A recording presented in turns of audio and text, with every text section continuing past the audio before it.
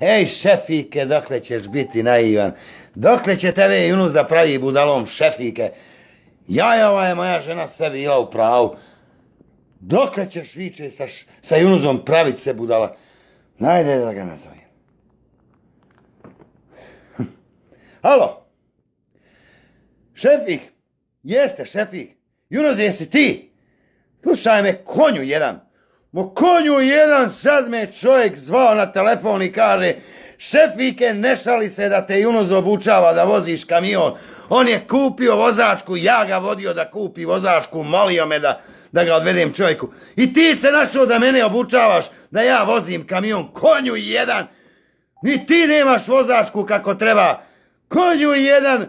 Šta smetaš ovim ljudima koji su legalno položili i koji imaju svoje kamione? Šta se uplećeš i ti još i mene uvodiš u to? Konju jedan. Šta laže? Ma ne laže, to je moj prijatelj jedan. Neću da ti kažem koji je. Kaže: nemoj šefike da te on obuča, poginut ćeš, kaže. On je kupio vozačku, kaže, mi mu, kaže, okrećemo kamion kad treba da izađe.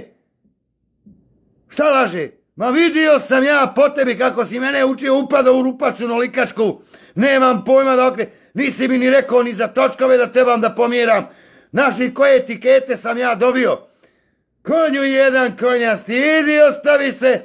Nije svačije po putu srati, konju jedan, nije lako vozač biti kamiona. Konju jedan.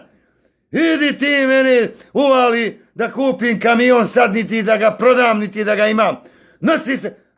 Mrš đubre, hrđate pojela. On se petlja među profesionalnim vozačima. On otišao i ajdi što je on, nego u mene uvlači da idem i ja. Šefike, on mene da uči. Ja kamion olikački prevrnuo onda. Dragi, svaka čast šoferima ovima volan. Šta, pa nije moj, pa ne meremo mi biti svi šoferi, ljudi, halo. Pa tu samo ljubomorni, ovaki ko što je Yunus, ljubomorna što ljudi imaju, što voze.